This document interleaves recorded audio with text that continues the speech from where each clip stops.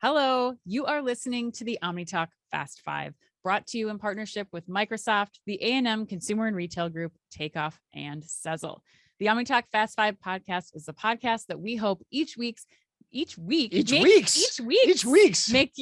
feel a little smarter, but most importantly, Chris, a little happier each week too.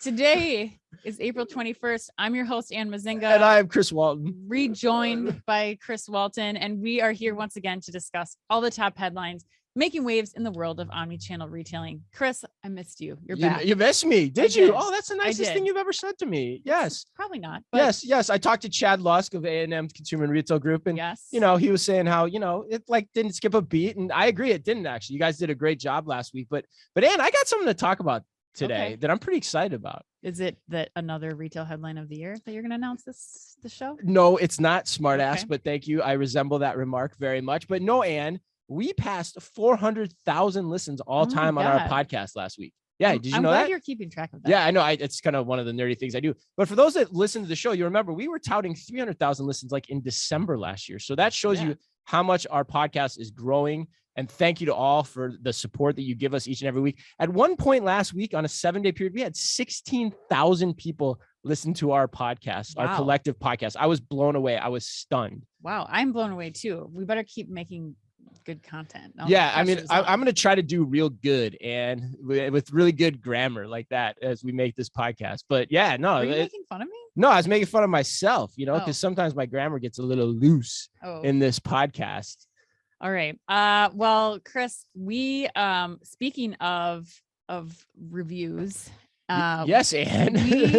we were talking last week about reviews and how much that helps us. So if you like the show, you don't like the show, we hope that you will leave us a review wherever you're listening. It helps us continue to make the content that you are listening to. But we said we would give a shout out to somebody. Yes, we did. If they left us review. Do you want to do the honors? Yeah, I'll do it. Sure. Okay. Yeah. No, I was thinking you're gonna do it, but I'll do it for sure. So I want to give a big shout out to MJA1289, whoever the heck that is. And if you want to let us know, hit us up on LinkedIn because we're dying to know who MJA1289 is. I love it. And is that like 1289 when they were born or what? Like, I'm kind of curious, but, and here's what they had to say. Yes. YAAS exclamation point. Yes. The number one retail podcast. Chris and Ann are killing it.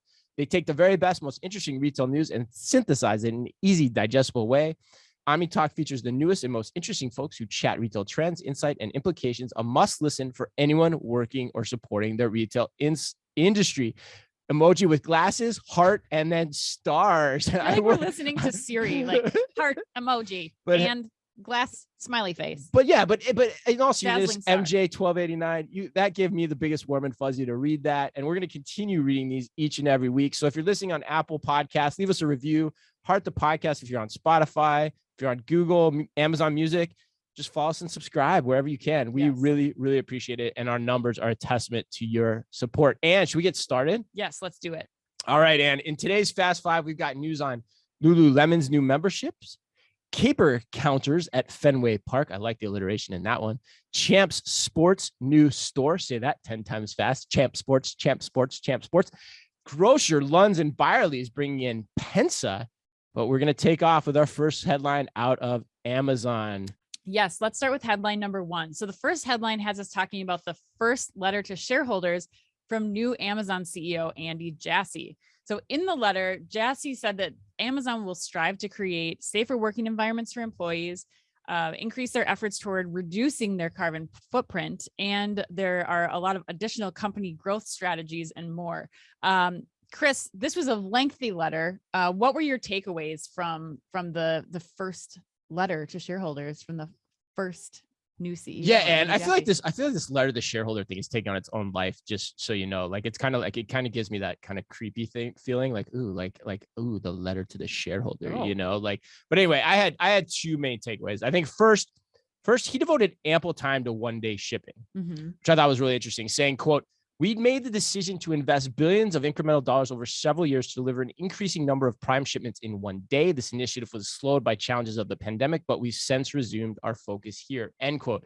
I find that particularly striking because it basically says that Amazon's putting a stake in the ground on one day versus 30 minute or less or instant or whatever you want to call it. And they're also subtly saying that it's hard. that it requires a lot of expense, a lot of infrastructure to do, even for Amazon, which calls to mind questions about the economics of instant delivery. So that was my point number one. Okay. Point number two is what he says at the end, where he talks about innovation. And again, I'm going to quote him. He said, quote, Albert Einstein is sometimes credited with describing compound interest as the eighth wonder of the world. He who understands it earns it. He who doesn't pays it. We think of iterative innovation in much the same way. Iterative innovation creates magic for customers, end quote. When I first read that quote, Ann, I was like, yeah, that makes sense. But then I got thinking about it and I'm like, I don't know that I jive with that anymore. Like it raised a lot of questions in my head because it's counter to what Bezos used to say about swing for the fences. And when I hear the word iterative, I think of incremental versus like that step change approach, which is what they did with things like Kindle, what they did with things like Go. And so when I think he's out there saying iterative, I think that there's more to it than that. There's more nuance to the conversation there, where I agree it's an iteration of what was before in a consumer experience, but it's a step change iteration. And so when you're trying to compare it to compound interest, I just don't personally like that analogy. So it also makes me wonder if they're stepping back a little bit or starting to step back a little bit from just walk out. Like, did we go too fast with that? Are we curious about that? I don't really know what to make of it, but those are my takeaways here. Yeah. I mean, I guess I thought a few things upon reading this. The question about speed, like he was talking about speed, not just in relation to same day delivery, but speed was like a theme throughout. I mean, the whole letter he's talking about, we're going to be first to market. Like that's what we build our teams on. Like we are number one going to be first to market. And I guess for me, I'm really curious if any company can be like Amazon. I don't know. I just kept thinking the whole time. Like if their infrastructural investment is just too great to overcome. I just don't know. Like there's no other retailers that have the money to put towards running projects this way. And their teams, you can't just go into a legacy retailer right now, or any retailer for that matter, even new up and coming retailers, and start working the way that they're doing. Like it's like the people that we give a little bit of a hard time to, who start new companies, who are founding new companies and creating these billion-dollar D2C brands, but their parents also were like invented Velcro. I mean, it's just like you just start on third base. Yeah. Like, so I guess for me, it was just like setting in the background, just like, especially when he's talking about AWS to start, and like the chips and all of the like 40% increase in the amount of compute power that chip is creating. And now they've got another one. Like, it's just like, there's no way that anybody can catch up. So I was not paying attention to the shareholder part of it. I was just thinking of like what Amazon means in the greater retail environment. I think that's a really great point, because the other tone I would take from reading it was that, like, okay, we're at a new phase of Amazon in terms of where it is as a company. Like, it's so big now. Yes, it did great in the past, but where are we going in the future? And the iterative idea just really kind of bothered me, where it's like, hey, now we're just going to focus on making things a little bit better, right? Which is very different than what they've ever said. So I don't know. It's something to watch here as they start to put things into market, especially to go after physical retail. Yeah. And I think, I forget, somebody on LinkedIn pointed out too, but like, there's no talk of Amazon ad revenue in this whole letter. It's like, that was a huge miss, I think, if I'm a shareholder. And I'm like, what about this giant source of revenue that's projected to grow even stronger in the next couple of years? Still being coy. And these letters are so funny. They're like there's just like such ego strokes too, at the end of the day, like how great we are. But anyway, all right, speaking of additional revenue, Ann, according to CNBC, Lululemon will debut monthly memberships for clothes, events, and classes in a bid for loyal customers. The athletic apparel retailer this week said it will debut this fall 2 tiers of memberships, one free and one paid, in a bid to build a stronger base of loyal customers. The free membership, the free membership option, will, quote, give users early access to Lululemon product drops and exclusive items, as well as invitations to in-person community events, end quote, according to a press release.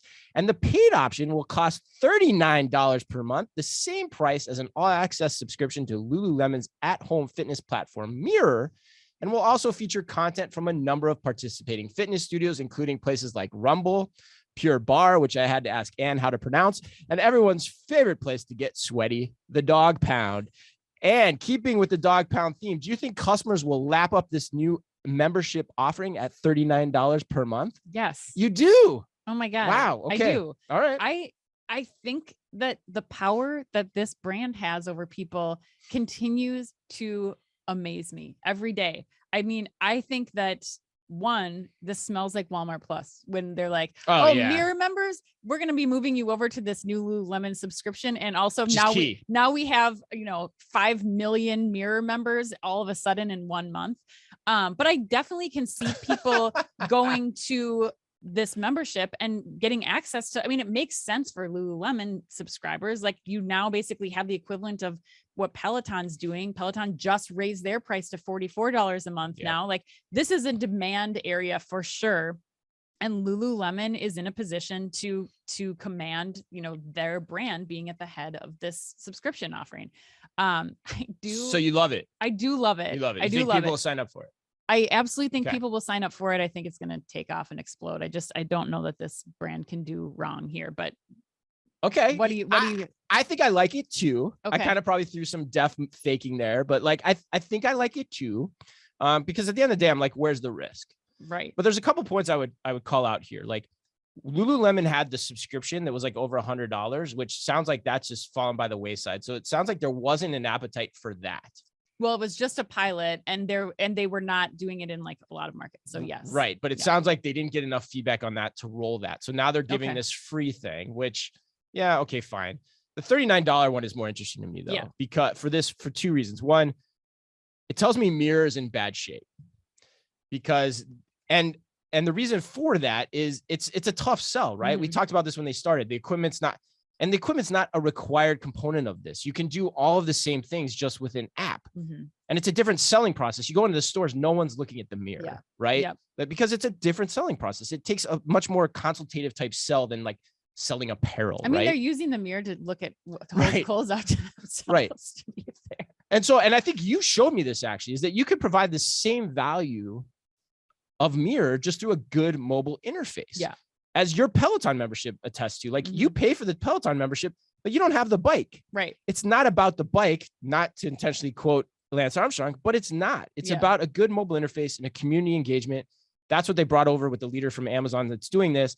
And it tells me they're downshifting the emphasis on mirror as the component of that and trying to get good content in the community going through the mobile interface, which I think 100% makes a ton of sense. Yeah, I think you're right on that. They have put together a good collection of people. They already have a lot of relationships with a lot of these independent gym owners too. So I think that the potential for what they can gain from subscription revenue from this app will end the other perks alongside it in store. Do I think we're going to start to see a bunch more people going to Lululemon for, yoga classes and stuff and doing the in-person stuff at Lululemon? Maybe, but I don't see that as like the hardcore destination. I do want to raise one slight concern that I have. So for all of those listening, a few of you have been emailing me this week about the new Abercrombie documentary that came out on Netflix. I was watching that. So for those who don't know, there's the new Netflix documentary. It talks about the history of Abercrombie, mostly about how they were recruiting and like what their whole strategy was. We'll talk about it on another episode perhaps. But when I was trying to think of like, do we have an Abercrombie brand from 1996 in 2022? And I think Lululemon could be that brand. And so I like the trajectory here. I am an avid purchaser of Lululemon product, but I wonder if we reach a tipping point for this brand where it falls down like we saw what happened with Abercrombie. I don't know. I think you see a lot of other brands being more inclusive, bringing in different types of partnerships. Like, will we see a Fabletics or somebody else come in and lap Lululemon, or are they just on that same forward motion? I think it's a great point. I think the history of apparel retailing is littered with companies that hit the zeitgeist at the right moment and had a 10 or 15 year run on it. Right. And so, and the other point I think it brings up in closing for me is, Peloton versus Lululemon, which is the easier way to go? Be the apparel company first, get into the equipment, or get in the equipment and then go to apparel. I think what this is saying, and what tells me at least they're going to try, is it potentially could be easier if you have a great mobile interface to create the community engagement around it, where the bike and the equipment outlay becomes inconsequential and gets you more people too, gets you more mass appeal. So anyway. Right. Yes, I agree. I think we'll see what happens as we go forward, but definitely a smart move on Lululemon's behalf to not just stick to apparel. Well, it's so easy to try. Yeah. All right. Headline number 3, according to Grocery Dive, Instacart is working with hospitality provider Airmark Sports and Entertainment to deploy Instacart's Caper Counter automated checkout technology at refreshment stands in Boston's Fenway Park. Instacart and Airmark will initially place 3 of the Caper Counter contactless payment terminals, which use computer vision to identify items in the baseball stadium, and expect to add and install additional units at the sports venue in the coming months. Oh, right. According to in the coming months. I always love that according drop. to an Instacart spokesperson. The partnership with Airmark continues Instacart's diversification beyond its traditional business of providing online fulfillment services to grocery stores and other retailers. Now, Chris, you're struggling today. I'm struggling today. This is also the put you on the spot question from A&M. Oh, right. Okay. As we all know, you've been down on Instacart for multiple reasons, including the rant that you went on a couple of weeks ago. But you've really picked on them from their Caper AI acquisition, not because of Fenway and the stadium specifically, but do you think that this expansion of the Caper Counter, does it at all change your stance on the outlook of the Caper and Instacart deal? That's question number 1. Okay, question number 1. There's 2 questions. What's the second question? Two-parter. This is from Chad Luss directly. Will this help the Red Sox suck any less than they do? Signed, Chad Luss, loyal Yankees fan. All right, Chad. First of all, thanks for filling in for me last week. But I will actually take the second part of that one first, Dan, just to get it out of the way. Okay. And this comes from someone who was living in Boston when the Red Sox broke the curse of the Bambino in 2004.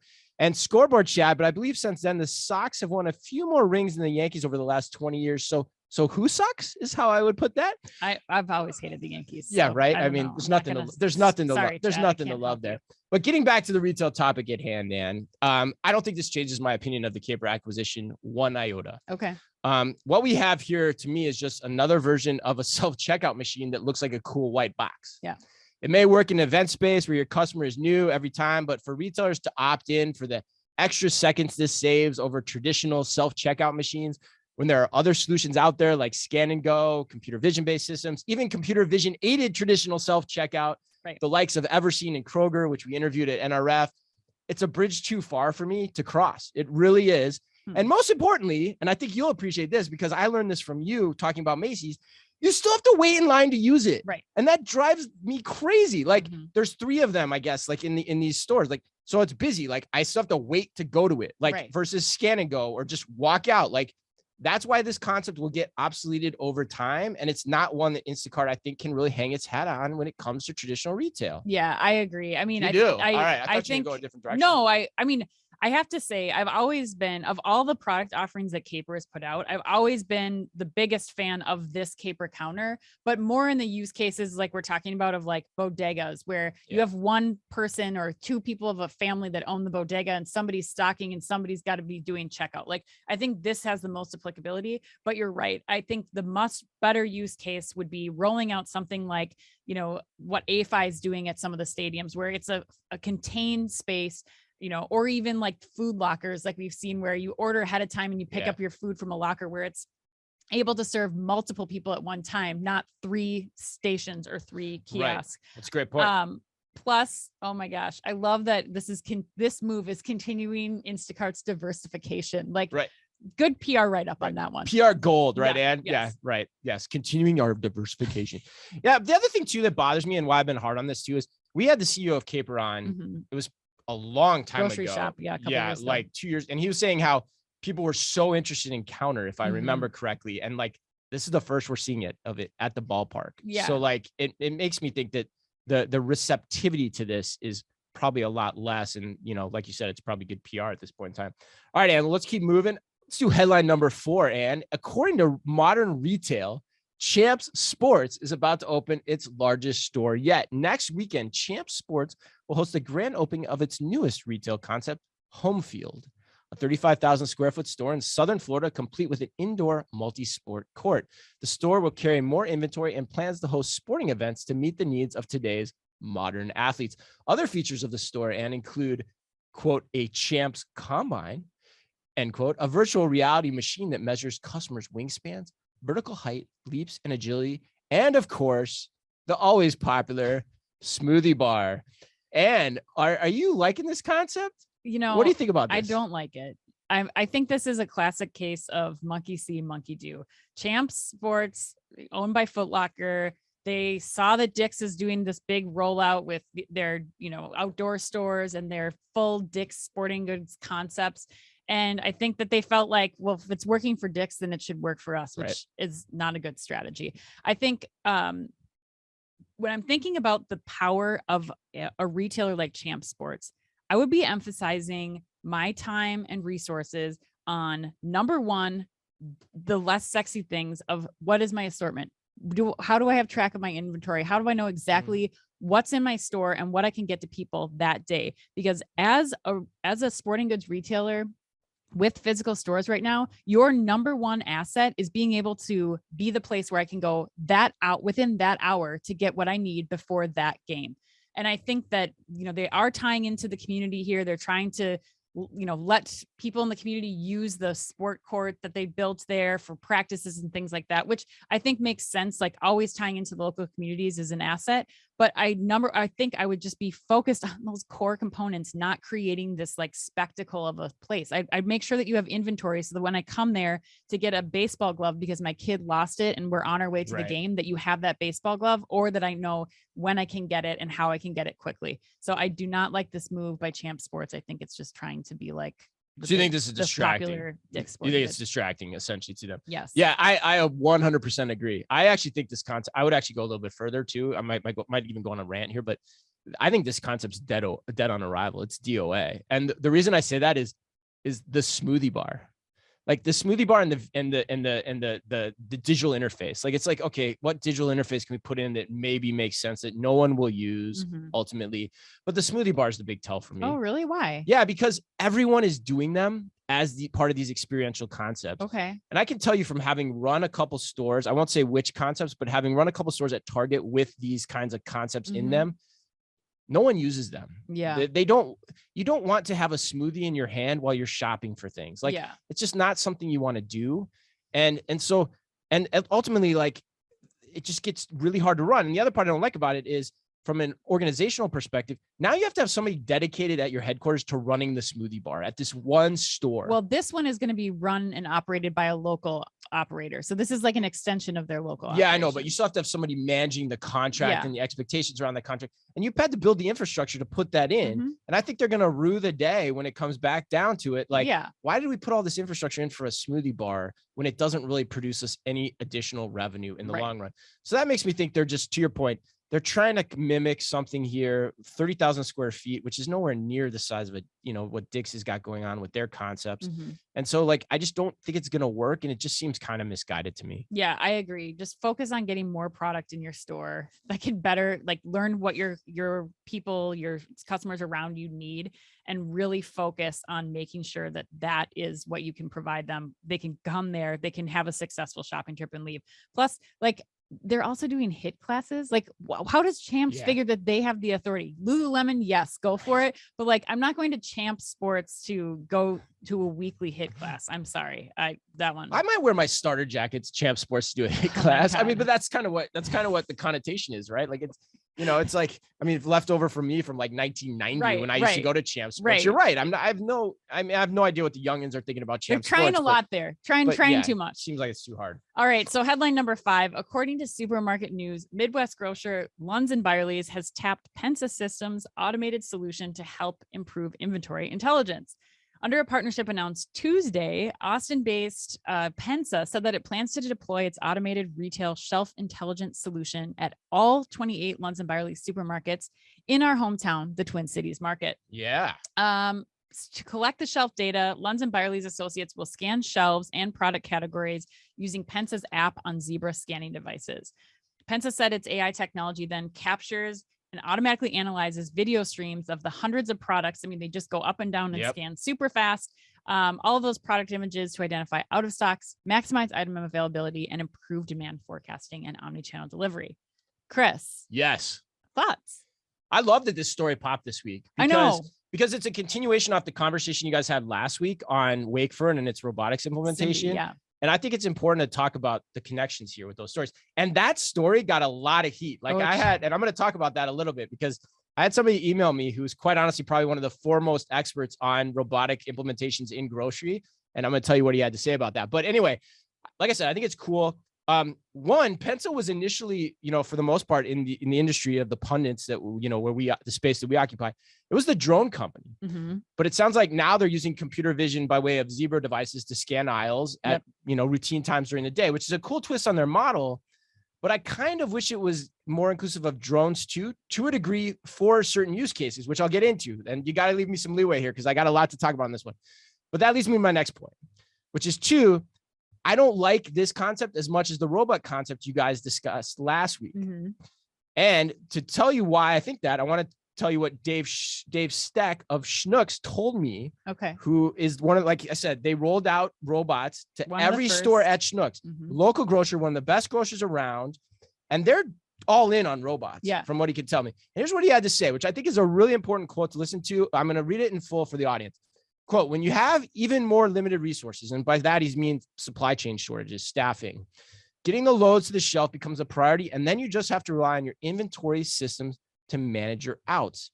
And by using computer vision systems in total, you get the added element of a rules-based decisioning process to understand why that out is there. You don't have to train new associates on how to do a job, which is key in terms of what I just talked about, that they don't have enough time to do in the first place. Let the rules-based systems look to see if there's something an associate can do about an out and only have them address those out. If it's out at the warehouse or already on its way from the fulfillment process, there's no reason to send a teammate there, end quote, which I think is really a brilliant piece of insight. So brilliant. And I had the chance to talk about this with Dave for 30 minutes this week, even more so. And I'm more all in on what he's saying. And the other point I bring up is he was very decidedly with Chad, for those that listened last week, against Heyman's argument that it's more about the supply chain upstream. He's saying, no, there's so much you can solve in aisle with availability. And he talked about it in that quote. So my take is it's cool to see the move of computer vision in aisle, but the fact that people are involved in this means there's even more subjectivity in the process where robots don't allow for that. It's done the same way all the time. And then there's the potential for the audit process to go out of bounds as a result of that. But with that said, there is one place where I like it a lot, Anne. Yeah. But before I share that, I want to get your thoughts. Well, I was a little hesitant at first when we heard this story because I thought it was a little too inside baseball because it's like it's right in our local store that's between our two houses that we frequent on a regular basis. And I saw the Lunds CEO in line at lunch yesterday, and I was like, that was so funny. Hey, Trace, this is really cool. I'm really excited about Pensa. But I do think that what's important about this, like you said, it signals a lot of the changes that need to be made in grocers that are these regional grocers, these smaller grocers, in order to maintain profits when they're going to see increased pressures, both from demands of consumers, but also the competition from Amazon and others who are getting into the space and starting to take share. I also think that it's going to mean a lot of positive changes for us as consumers. And that's what is exciting to me, things being in stock, more fluid processes when we're ordering products online and we're going to do pickup, fewer changes last minute, and just the speed at which we should be able to get groceries from our local providers that we weren't able to before. But you have another use case that you want to bring up that you love about this. Well, I think what I'd say in closing would be like, for grocers, given the points that Dave raised and the points that I believe in too, from having been an operator, I think robots or even drones that are, standardly going around the store at a consistent time are the way to go for the application of computer vision on the retailer side or the grocer side. But however, I think when you start getting into the handheld side, the Zebra side, even your own mobile device, I love this for the CPG. The CPG sends a lot of teams in there to get shelf intelligence. And this is super powerful for them to do that as well.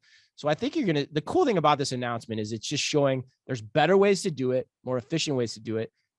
Depending on who wants to apply what, grocer, CPG, there's a lot of space for us to learn and understand what the best process is.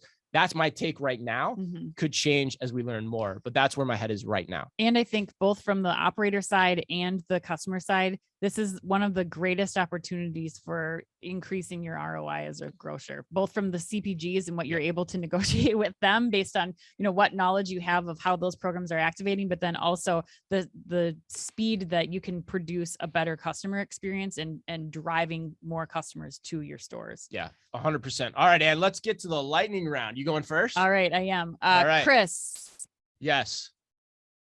Sending a probe into Uranus has been labeled a top priority by the space science community. Your thoughts? Oh my God. My thoughts on that. Tread carefully, space explorers. Many have tried, but none have succeeded.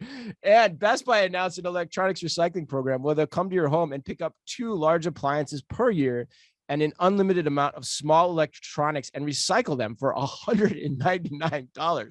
What appliance would you be most embarrassed for someone to come to your house and pick up? I for sure have a 6-disc CD changer boombox that I forgot in college and still cannot get rid of. That would be mine too. I bet that's everyone. Oh my listening. God. It's like everyone still has that in their junk like closet. A giant gross laundry basket to haul that thing out. And I just can't get rid of it. All right, Chris, Albertsons incentivized. You see what I did there? I did see what I'm gonna see what you did there. I think shoppers I did. this past week in partnership with Kraft Heinz using scented diffusers to pump in the aroma around coolers filled with Philadelphia cream cheese. As a former frozen foods buyer, what products would you be choosing to pilot this on next? Oh, that one's so easy. I actually made this morning for my son. I made him a Jimmy Dean breakfast Sammy. So that's the smell you pump in? Yeah. Oh my God, it smells so good coming out of the microwave. But but the other thing I'd say is I love this idea.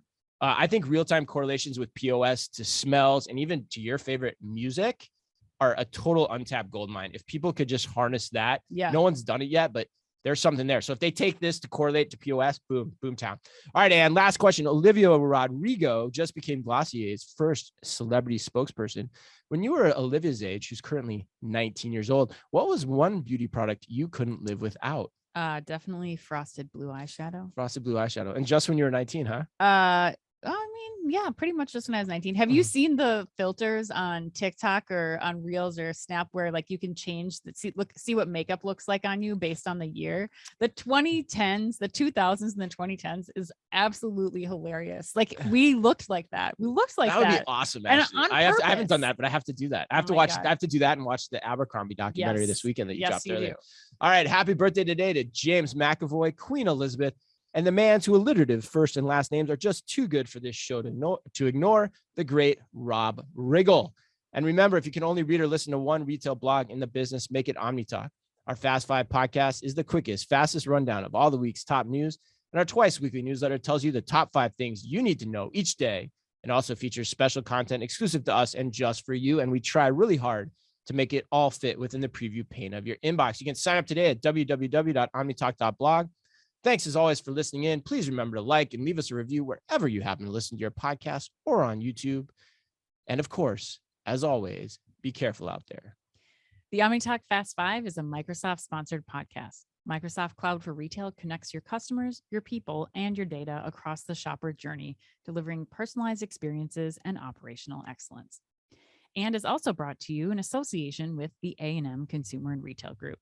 The A&M Consumer and Retail Group is a management consulting firm that tackles the most complex challenges and advances its clients, people, and communities toward their maximum potential. CRG brings the experience, tools, and operator-like pragmatism to help retailers and consumer products companies be on the right side of disruption.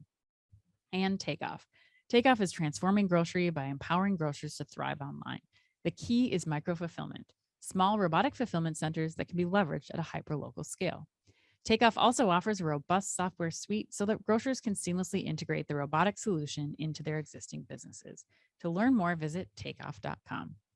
And Sezzle. Sezzle is an innovative buy now, pay later solution that allows shoppers to split purchases into 4 industry payments over 6 weeks. To learn more, visit Sezzle.com.